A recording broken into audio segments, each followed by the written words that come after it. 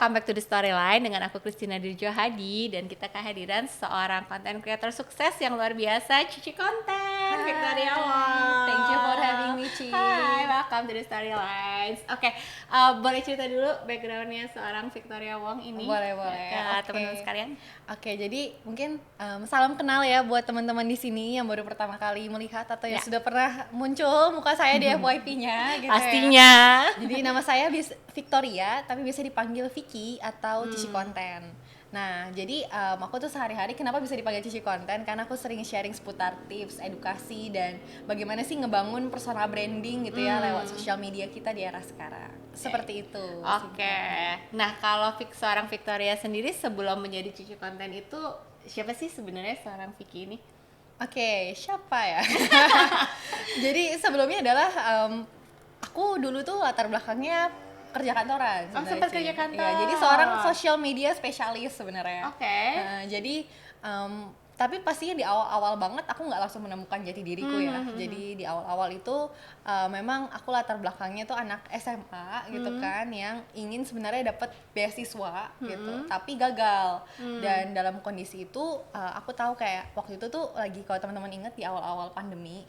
Dan memang sebelum pandemi itu datang pun memang ada tuh latar belakang keluarga aku tuh kena tipu lah. Jadi secara finansial tuh lumayan dalam satu malam. Ibaratnya kalau sekarang kan lagi tren perintis pewaris ya. Nah, kalau dalam satu malam itu tiba-tiba saya berubah jadi perintis ya. Dan tadi saya pikir hidup saya itu hidup aku tuh baik-baik aja. Jadi kayak besok mau pergi ke Swiss gas gitu kan. Nah, tiba-tiba dalam satu malam jeder gitu kan. Seluruh hidup aku tuh kayak berubah dalam satu malam itu. Dan awal-awal tuh orang tua juga nggak mau kasih tahu, sampai aku diem-diem cari tahu sendiri gitu apa yang terjadi. Nah, di situ aku mikir, oke, aku harus gimana nih bantuin orang tua aku, karena kan minimal banget ya jangan sampai aku ini studinya atau kuliahnya itu dibiayain sama mereka. Gimana caranya? Jadi ini momennya ketika kamu masih SMA tapi kejadiannya? Sekitar SMP 3 menjelang SMA. Even belum SMA. Nah, jadi kayak gimana nih biar SMA aku tuh kalau bisa beasiswa lalu lanjut ke kuliah. Nah, akhirnya aku daftar apply beasiswa gitu kan, waktu itu ke Singapura. Coba 3 kali lebih sampai aku tuh kehilangan setahun lah telat masuk, gagal semua. Nah, di situ aku mikir kayak gagalnya pun kayak agak nggak bisa aku jelasin gitu, karena anak top, ya puji Tuhannya aku top 5 gitu ya angkatan, tapi kok bisa gagal terus. Nah, akhirnya aku pikir wah nggak bisa lanjutin lagi, tapi gimana nih, masa udah telat tahun terus sekarang orang tua harus biayain gitu. Nah, akhirnya aku coba banting setir, aku coba untuk bikin kayak buka freelance kecil-kecilan, jasa desain poster gitu. Nah, dari sana aku dapat kesempatan ke satu event digital marketing gratis. Di sana tuh aku kayak, wah dunia apa ini gitu kan, luar biasa gitu kan, aku mau explore lebih. Jadi dengan modal nekatku, Ci, aku nyamperin panitia dan maksudnya orang speaker ya, dan aku bilang, izinkan aku tahu aku nggak ada pengalaman, aku tahu aku bukan lulusan apapun, bahkan SMA aja belum lulus gitu kan, tapi izinkan aku bekerja, nggak digaji juga nggak apa-apa di awal-awal, yang penting izinin aku buktiin diriku sendiri dan izinin aku belajar. Luar biasa. Ini umur 15 tahun ya berarti? About 16 ke 17, kayak beberapa bulan lagi tuh ke 17. Dan aku tuh nggak nyangka, kayak aku udah, ya udahlah pasrah, diterima, ya puji Tuhan, enggak ya wajar banget gitu kan. Dan puji Tuhannya diterima. Wow. Kurang lebih itu pertama kali tuh aku awalin karir aku, dan puji Tuhannya adalah di awal-awal memang setelah belajar ya aku memang beneran digaji. Dan dari situ 3 tahunan kurang lebih aku kerja kantoran, dari yang awalnya anak magang, masih belum tahu nih di divisi mana, sampai akhirnya ketemu di konten ternyata kan yang paling cocok, sampai akhirnya jadi content writer, sampai akhirnya jadi head of social media, sampai seterusnya. Luar biasa. Jadi kamu even nggak kuliah nih? Iya, aku belum kuliah. Dan kamu langsung kerja, yang dengan kamu nyamperin dengan beraninya itu. Iya, dengan modal nekat ya. Ya kan? Terus dari situ langsung kerja di situ sampai akhirnya ya berapa tahun berarti kamu total? Kurang lebih 3 tahunan. Sampai akhirnya kamu sendiri ya. Sampai akhirnya untuk berbisnis sendiri. Betul, dan ya udah gitu ya. Sika. Luar biasa.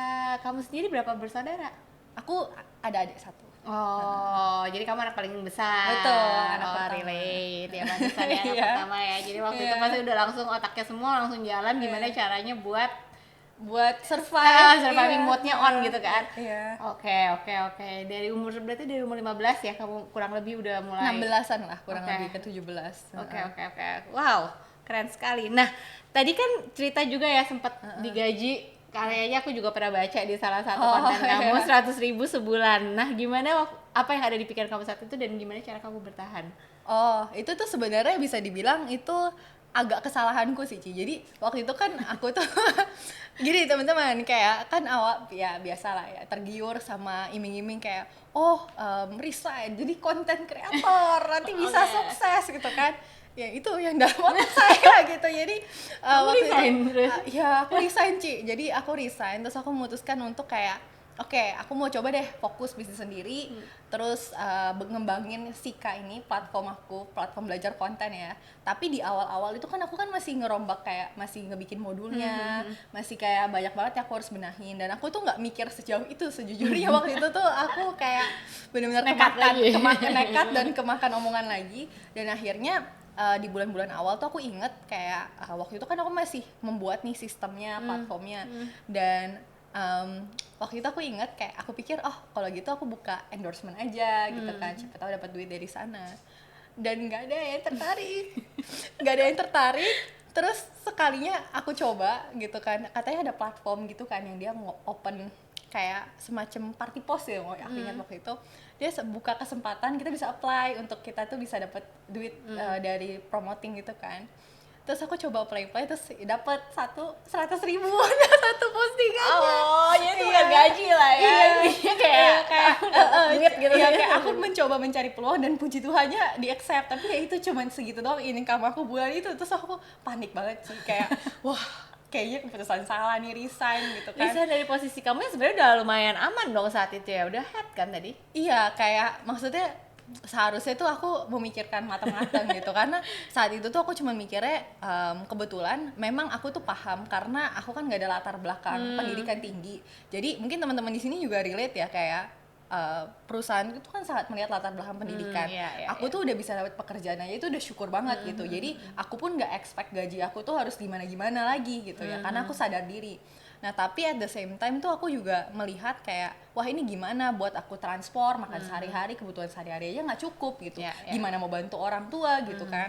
Makanya dengan nekat aku coba untuk usaha sendiri, resign gitu kan. Ya tidak aku sangka gitu kan, itu ternyata ya tidak semenggiurkan itu di awal-awal gitu kan. Oke, tapi pelajaran dan berproses lah ya dari situ banget, ya. Oke. Sekarang boleh sharing nggak sih tentang pengalaman kejadian kamu beberapa bulan lalu yang di Bali kemarin itu gitu? Jadi sebenarnya apa sih gitu? Gimana sih itu kejadiannya? Oke. Jadi itu udah fast forward banget ya. Jadi ya udah momen. Itu kan terus kamu intinya habis itu build Sika lah ya sampai saat ini gitu kan ya. Kurang lebih umurnya 4 tahunan lah sekarang. Udah 4 tahunan. Oke. Dan ya waktu itu jadi gimana tuh, lagi liburan? Sebenarnya aku kan liburan itu tujuannya buat healing. Nah,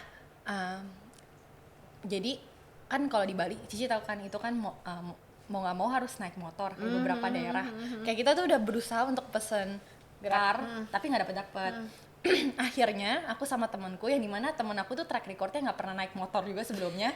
Jadi kita memutuskan untuk pesan motor pisah gitu kan. Ini kalian berdua sama-sama baru awal-awal naik motor juga nih? Kalau aku udah sering banget, dia yang pertama kali. Makanya kita tadinya usaha tuh kayak mau naik mobil tapi nggak bisa.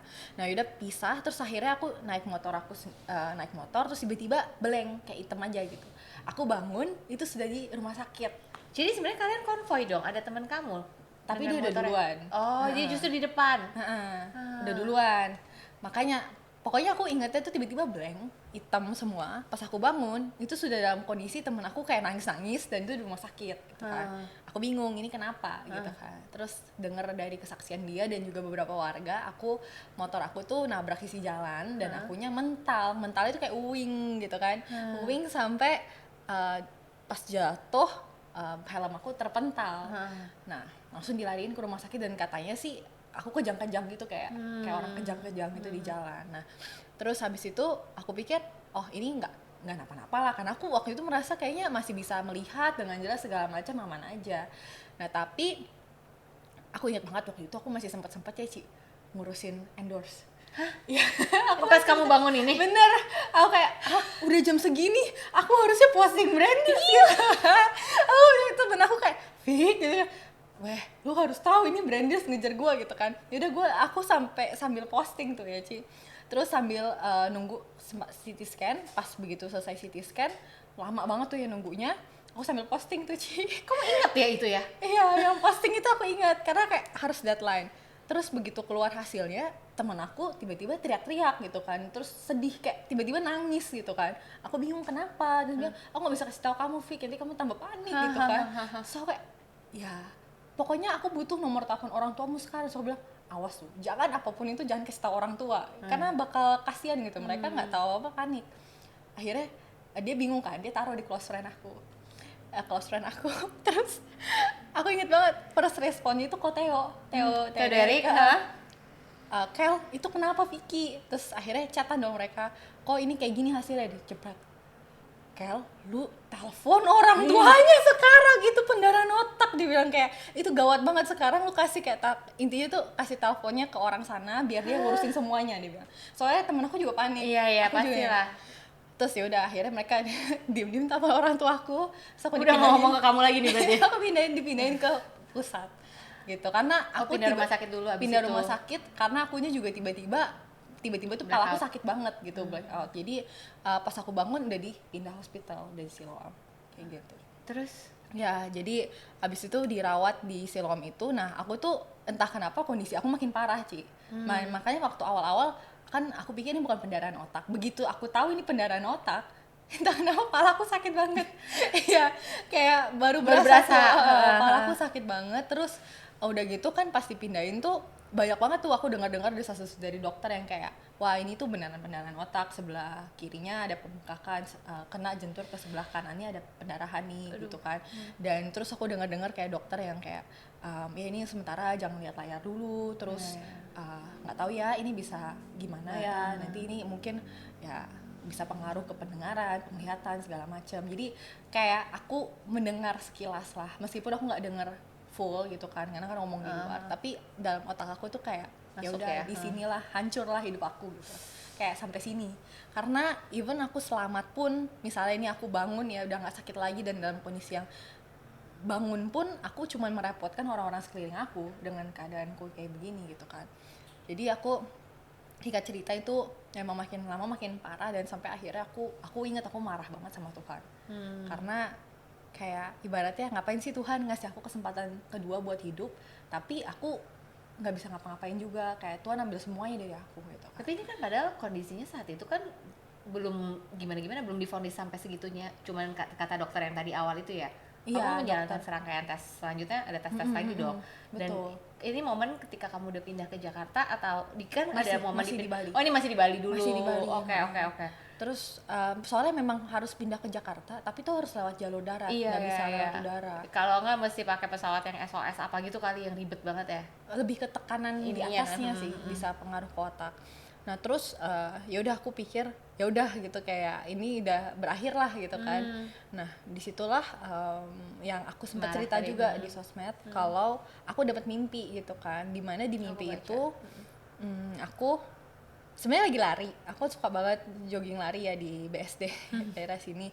Terus entah kenapa kayak pas aku tiba-tiba kan aku jatuh sakit kaki aku, terus ada satu orang datang, dia nyamperin, bukannya ditolongin bantuan, tapi dia bilang aku temenin kamu ya sisa jalan ini, tapi kali ini kita jalan, dia bilang. Nah udah sambil aku bakal ceritain ke kamu apa aja yang udah kamu lupain, karena tuh singkat cerita pas aku bangun tuh memang ada beberapa hal tuh yang aku lupa, kayak temen aku ngetes, kamu inget ini nggak, dan beberapa tuh aku lost gitu kan. Nah akhirnya dia ceritain semua tuh sampai ujung jalan. Terus aku nanya, ini orang pasti luar biasa nih, Tuhan nih, aku rasa bisa tahu semuanya. Terus aku tanya, Tuhan kalau aku boleh tahu nih ya, kayak kenapa Tuhan nggak sekarang ambil nyawaku aja sih gitu, karena ini aku bangun lagi juga aku udah nggak ada lagi gunanya. Tuhan ambil semuanya dari aku gitu. Terus aku ingat sosok itu cuma natap ke arah aku, terus dia bilang, kamu tahu kenapa aku kasih kamu kesempatan kedua, padahal kamu pun juga tahu aku bisa panggil kapan aja. Karena kali ini aku mau kamu pulang dengan bahagia. Udah itu aku kebangun. Waktu itu aku ingat kayak jam 3 atau jam 3-an ke 4 pagi. Semua nurse-nya itu kayak panik gitu karena aku detak jantungnya lumayan tinggi. Terus aku ingat aku nangis, kayak nangis sekejar-kejarnya karena nggak tahu kenapa itu tuh benar-benar menyentuh aku banget in a way, kayak wah gila, kayak aku tuh dikasih kesempatan kedua itu bukan untuk, ya pasti kita anak pertama terus seumur hidup survival mode ya, kita selalu mikir kayak bagaimana membuat hal yang lebih luar biasa lagi, bisnis yang lebih keren lagi, berdampak ke lebih banyak orang lagi, tapi tetap bukan itu alasannya aku dikasih kesempatan kedua. Tapi Tuhan tuh cuma ingin aku bahagia, dan karena aku nggak bisa lihat HP juga, jadi kan aku punya banyak waktu buat refleksiin diri kan. Aku mulai cari tahu lagi sebenarnya definisi bahagia buat aku apa sih. Karena kalau sampai dititipin pesan seluar biasa itu berarti selama ini aku nggak bahagia dong, ya kan. Jadi akhirnya dari situ aku banyak kayak merenung. Kayak aku ingat kayaknya masa-masa di rumah sakit itu aku merasa kayak orang yang bisa aku ajak ngobrol tuh Tuhan dan diriku sendiri gitu, karena memang dibatasin gitu kan. Dan jadinya dari situ aku mulai redefinisiin ulang kayak sebenarnya apa momen-momen di hidup aku dimana ya aku benar-benar bahagia, supaya aku tuh bisa tahu kayak kedepannya itu bagaimana aku bisa hidup dengan bahagia, karena aku dikasih kesempatan kedua nih. Dan belum tentu ada kayak kesempatan ketiga dan selanjutnya lagi gitu. Ini kesempatan kedua begitu berharga dari Tuhan, gimana supaya aku bisa bahagia. Dan aku ingat semenjak hari itu dan seterusnya percepatan penyembuhan aku tuh cepat banget. Sampai yang kayak dari yang awalnya bingung gitu ya dokternya ini gimana, sampai yang kayak wah ini tuh cepat banget gitu loh, kayak percepatannya tuh cepat banget sampai akhirnya aku bisa keluar dari RS, udah boleh gitu rawat jalan gitu ya, rawat jalan juga jalin pengobatan, terus pas balik lagi ke dokter I think around pertengahan Juli kemarin lah kalau nggak salah, pertengahan Juli atau akhir Juli divonis itu 100% tidak ada sisa bekas darah satupun. Itu luar biasa sih. Itu pun aku masih nggak percaya loh Ci. Jadi aku pergi lagi ke Penang. Aku pergi ke Penang gitu kan. Cek untuk lagi, memastikan CT scan lagi semuanya. Iya, CT scan semua, dan ke dokter yang katanya memang rekomen banget di sana gitu kan. Dan itu pun dia sampai 3 kali aku ngecek kayak beneran nih dok gitu kan. Apakah aku masih harus membatasi gini segala macam? Enggak, kamu udah normal. Congrats, kamu sehat gitu. Nah, jadi kayak wah aku merasa ini mukjizat sih Ci. Jadi dari Mei sampai pertengahan Juli ternyata 1,5 bulan itu kamu udah benar-benar fully recovered, dan ya udah gitu kan, dokter udah bilang udah 100% betul sehat.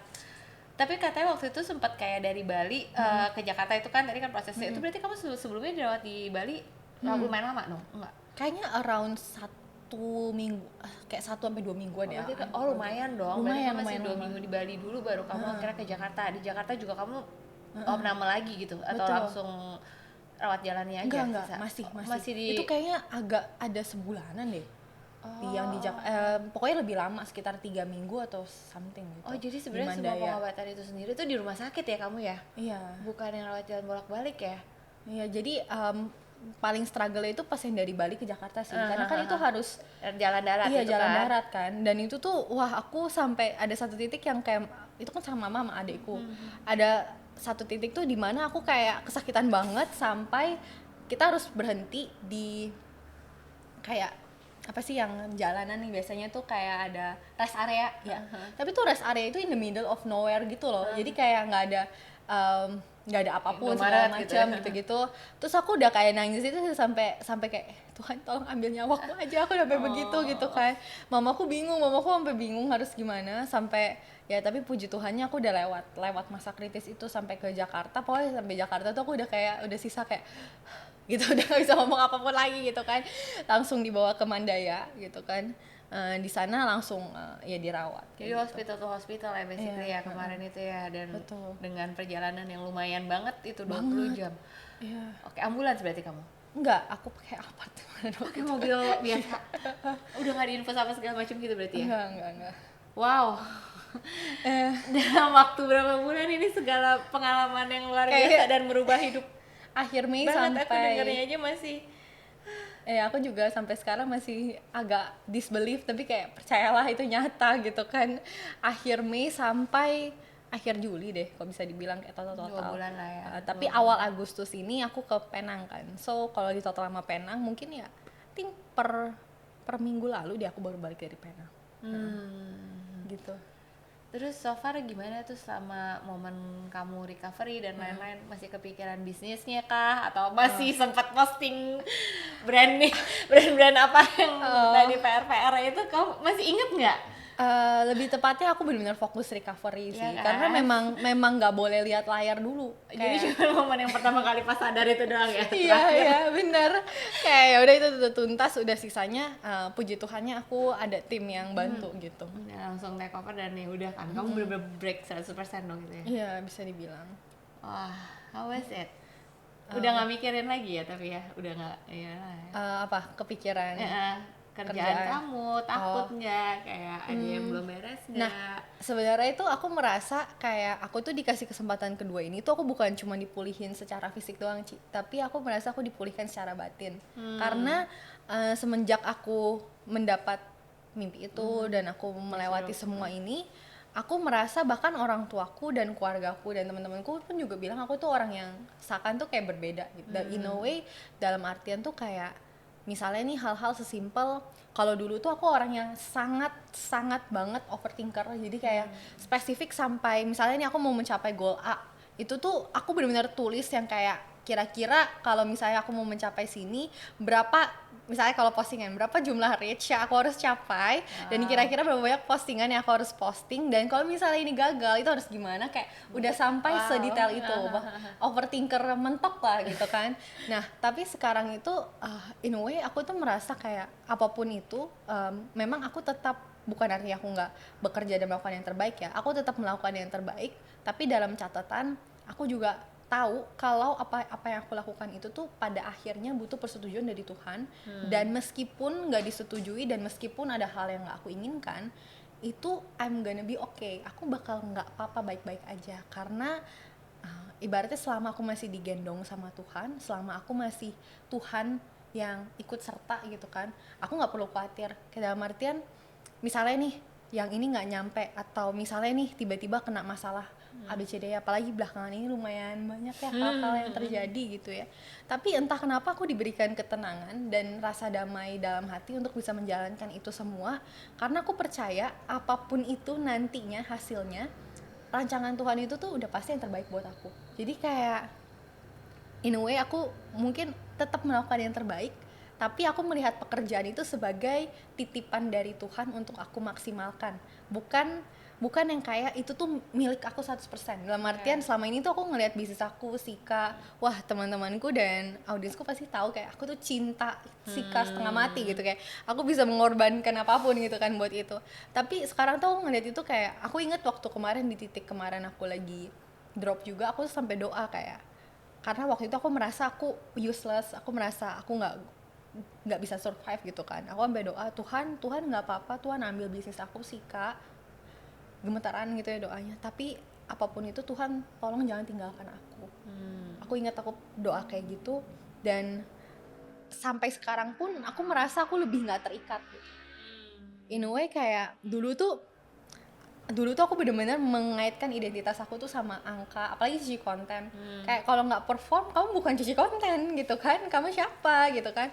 Aku sangat mengaitkan identitas aku dengan angka, dengan pencapaian, dengan Sika yang aku bangun, dengan apapun yang aku capai gitu ya. Hal-hal itu tanpa aku sadarin tuh semuanya itu sebenarnya sementara, kayak itu semua titipan dari Tuhan buat aku maksimalkan. Dan yang namanya titipan nantinya pun akan bisa diambil sewaktu-waktu gitu, karena kan cuma dititipkan.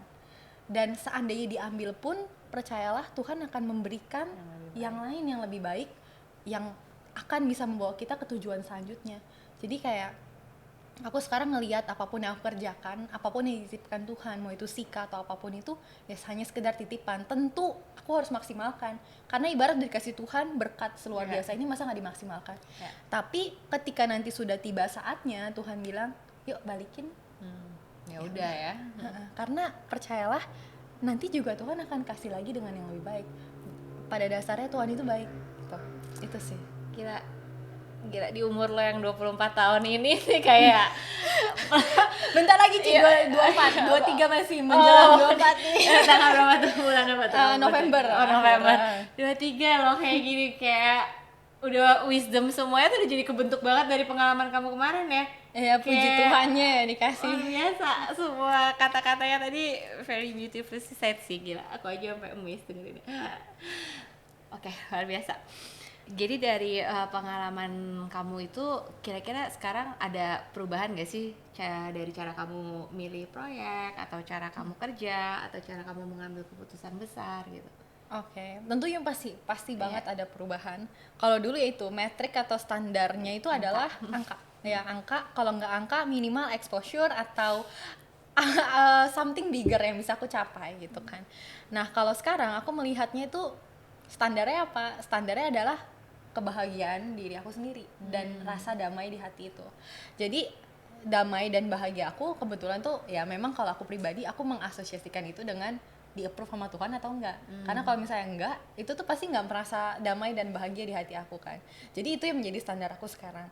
Dalam artian misalnya nih ditawarin campaign atau project atau apa yang aku tahu itu enggak akan bikin aku damai dan bahagia, itu pasti aku akan mempertimbangkan ulang. Dalam artian karena sekarang nih ibaratnya atasan aku itu bukan angka atau duit gitu, tapi atasan aku nih di ACC sama Tuhan atau enggak kayak gitu. Jadi itu sih yang paling ngubah, karena aku merasa seberapa banyaknya duit atau seberapa banyaknya rezeki yang bisa aku dapatkan dari sebuah opportunity itu pun nggak se-worth it itu untuk ditukarkan sama kedamaian dalam hati gitu. Kayak untuk bisa tidur dengan tenang dan menjalani hidup dengan tenang, mungkin kedengarannya simple tapi tidak sesimpel itu.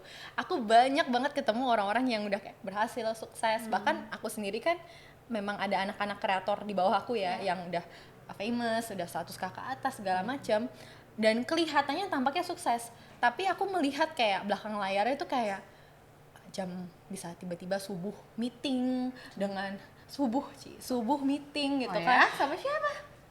Meeting Klien sama gitu? klien gitu kan, meeting sama klien, terus sangat anxious kayak ngecek terus what's ini gimana gitu kan. Dan I don't think, kayak aku nggak berpikir itu hidup yang mau aku jalanin, dan aku juga yakin teman-teman di sini juga nggak mau menjalani hidup yang seperti itu gitu loh. Jadi kayak makanya menentukan batas cukup dan apa yang definisi bahagia itu sih menurut aku penting banget gitu dalam hidup. Karena kalau misalnya kita nggak tahu nih secara angka atau finansial batas cukup kita di mana, dan kita nggak tahu apa bahagia kita tuh seperti apa, kita bakal tergerus dengan standar sosial media. Percayalah, aku sebagai orang yang ngelihat belakang layar sosial media, kayak aku tahu bagaimana cara itu bekerja, dan kurang lebih kayak campaign dan apapun yang dibaca sama orang sekarang, aku tuh sebagai yang melihat semua itu, aku melihat kayak semuanya itu di sosial media itu nggak ada yang bisa dipercaya. Karena semuanya, mau itu angka standar yang kamu lihat atau opini atau apapun, itu tuh sudah ada settingan dan masing-masing tuh punya kepentingan dan agendanya tersendiri gitu. Jadi makanya untuk bisa menentukan dan mencari tahu apa yang menjadi tadi ya standar ACC dari kita, standar damai kita, standar bahagia kita, itu penting banget biar nggak tergerus sih sama orang lain punya kayak gitu. Ya, luar biasa. Sekarang pastinya kamu berasa lebih mindful juga lah ya dalam menjalani hidup dan menjalani kerjaan karir kamu gitu kan. Perubahan yang paling mendasar apa sih dari kegiatan sehari-harinya? Apa jam kerjanya sekarang lebih diatur, atau jobnya mungkin kamu batasin gitu yang kamu terima, atau apa sih, ada yang kayak lebih? Mungkin lebih ke kalau dari segi sehari-hari ya, pertama adalah yang pertama kali aku bangun ngecek itu bukan Kerjaan. WhatsApp ya, bukan WhatsApp, bukan sosial media, juga bukan klien gitu ya, tapi yang pertama kali aku cek adalah ya ke Tuhan sih, doa diri sendiri gitu kan. Dan juga aku benar-benar luangin waktu di pagi hari itu untuk reflect dulu, jadi kayak buat diri aku sendiri, buat itu Tuhan, buat diriku sendiri, olahraga segala macam. Jadi kayak nggak bener-bener aku tuh ngejalanin kayak bangun pagi tuh udah langsung langsung langsung gitu on gitu kan. Jadi ada waktu buat diriku sendiri dan Tuhan. Itu yang aku lihat rasa paling berubah banget. Dan juga mungkin in a way kayak cara aku menjalani sehari-hari tuh, kalau dulu tuh aku benar-benar driven by fear banget ya. Jadi kayak benar-benar tuh motivasi aku tuh di drive dari rasa takut, kayak gimana nih kalau ini nggak works, gimana nih kalau nggak nyampe target, gimana nih kalau ini gitu kan. Nah sekarang tuh aku lebih ke di drive kalau ya ini balik lagi lebih ke melihat kalau dulu tuh aku ngeliat ke tujuan goal angka-angka, aku sekarang ngeliat ke orang-orang dan proses yang aku jalanin lewat situ. Jadi kayak misalnya ini aku mau mencapai satu goal gitu kan, oke, terus dikasih hambatan A B C D E. Nah aku akan lihat kayak oke, nah ini kan berarti prosesnya. Oke, apakah apa yang bisa aku pelajarin dari sini? Apa jangan-jangan aku tuh sengaja dikasih proses ini supaya aku bisa ngerasain ini. Oh oke, anak-anakku berkembang nggak ya dari sini gitu. Jadi itu yang aku lihat sekarang sebagai standar atau metrik berhasilnya ya. Jadi dalam in a way ketika aku menjalankan pekerjaan pun, ketika aku nge-briefing anak-anak gitu, aku nggak kayak udah nyampe angka segini belum, udah nyampe. Aku lebih ke sekarang ya, itu adalah coba sejauh ini dari misalnya kamu manage sosial media nih, kamu sendiri merasa berkembang nggak as a person? Kamu merasa sejauh ini apa yang kamu lakukan sudah membuat kamu makin bertumbuh nggak? Bikin kamu makin kreatif? Kalau enggak, kenapa nih gitu? Jadi aku lebih melihat kayak development dari anak-anakku sendiri dan lebih fokus ke prosesnya sih ketimbang ke hasil atau outputnya gitu. Jadi mungkin itu ya kayak secara singkat gitu apa yang berubah. Kebayang self growth itu sendiri dan impact apa yang udah kamu kasih ke tim kamu. So far tim kamu ada berapa orang? Puji Tuhannya dititipkan 8 orang sekarang. Oke, luar biasa. Jadi di Sika ini ya semuanya bareng-bareng ini. Anyway kita lagi hiring. Kalau teman-teman mau bergabung ya. Gitu sih. Boleh. Oke, kalau kamu bisa ngomong ke diri kamu yang dulu nih, yang sebelum kejadian kecelakaan itu, apa sih yang pengen kamu katakan? Mungkin akan sama ya seperti yang sosok itu katakan ketika dalam mimpi itu, aku akan bilang kayak, aku akan nanya ke dia kalau kamu udah bahagia belum? Karena aku cuman ingin kamu bahagia loh. Aku dari masa depan, ya. Aku pikir dari masa depan, ya. Aku hanya ingin menyampaikan dan hanya ingin mengecek kayak apakah kamu sekarang sudah bahagia menjalani apa yang kamu lakukan. Aku dalam artian gini, aku nggak menyesali apapun diriku yang aku lakukan di masa lalu. Mau itu segala hal buruk yang sudah aku lakukan yang bikin aku jadinya kesehatannya menurun, atau hal-hal yang bikin aku jadinya burn out, stres segala macem. Aku sangat mengapresiasi diri aku di masa lalu karena nggak ada kayak aku melihat itu sangat tangguh gitu. Dan aku merasa itu memang proses yang aku harus lewatin untuk aku tuh bisa menjadi sosok yang kayak aku sekarang ini. Kalau aku nggak ngelewatin semua itu, aku mungkin nggak akan jadi yang sekarang. Dan mungkin ya misalnya, makanya balik lagi, konteks is so important, konteks itu penting banget. Kalau misalnya aku masih dalam masa survival mode, mungkin aku nggak akan bisa ngomong kayak begini. Benar. Karena survival gitu kan. Jadi aku merasa siapapun diri aku di masa, kayak gimana diri aku di masa lalu itu sebenarnya memang proses yang aku harus lewatin aja. Itu kayak fase hidup yang aku harus lewatin. Jadi aku sangat menghargai, aku sangat mencintai dan sangat menghargai dia gitu ya, si Vicky di masa lalu ini. Makanya kalau misalnya aku bisa balik lagi dan aku bisa ngomong apapun ke dia, aku nggak akan minta dia untuk mengubah apapun, tapi aku akan nanya ke dia just to self reflect kayak aku cuma mau kamu bahagia. Are you happy? Gitu. Punya nangis. Jangan aku ikutan nangis. Oke. Kalau buat teman-teman yang dengerin di sini, ada pesan nggak yang pengen kamu sampaikan? Pesan paling jujur apa yang pengen kamu sampaikan? Bisa. Oke. Apa pesan yang mau aku sampaikan? Sebenarnya tadi cukup terwakilkan dengan yang aku sempat bahas, tapi mungkin aku lebih mau menekankan ke teman-teman di sini sih. Pertama adalah jangan kayak ibaratnya gini, fase hidup tiap orang tuh beda-beda dan standar sukses tiap orang itu beda. Teman-teman, kalau kamu lihat sosial media, kayak jangan gini, lihat orang-orang sekitar kamu itu sebagai inspirasi boleh, tapi jangan matok seperti itu. Karena gini, kayak di fase hidup kamu sekarang dan fase hidup mereka itu tuh berbeda standar suksesnya, dan juga cara mereka melihat uang, cara mereka melihat segala sesuatu itu udah beda, teman-teman. Jadi ketika kamu lihat konten di sosial media, jangan cuma lihat kontennya aja, tapi lihat siapa yang posting. Siapa yang posting, kira-kira orang ini tuh punya konteks, kepentingan, dan latar belakang seperti apa. Itu yang lebih penting dibanding sekedar kamu cuma nyerap apapun yang kamu lihat. Karena ingat loh, mungkin kelihatannya kayak satu postingan kayak sederhana gitu, tapi itu yang masuk ke alam bawah benak sadar kita yang kayak, waduh, aku harus kayak gitu ya, waduh, ternyata kayak gitu ya gitu ya. Padahal mungkin enggak. Ya balik lagi, konteks dan juga menyadari kita di fase hidup seperti apa, dan standar sukses dan batas cukup dan batas bahagia kita seperti apa itu sangat-sangat penting. Itu yang mungkin aku mau highlight ke teman-teman di sosmed karena ya sebagai orang yang latar belakang yang aku tahu kayak aku punya anak-anak kreatorku sendiri, aku punya klien, aku tahu latar belakang layar kayak gimana, setiap hal drama dan apapun yang terjadi di sosmed. Balik lagi ya, semua orang punya agenda dan kepentingan masing-masing. Penting supaya kita tahu apa yang menjadi value dan apa yang menjadi standar kita sendiri supaya kita nggak kegerus sama orang lain. Itu sih yang mau aku sampaikan. Jadi tentukan apa definisi bahagia kamu, boleh direnungkan gitu ya, karena itu akan butuh perenungan yang sangat panjang ya. Tentukan definisi bahagia kamu, tentukan batas cukup kamu sampai mana, dan jangan pernah menukar kedamaian atau dirimu sendiri atau waktu kamu dengan uang atau apapun.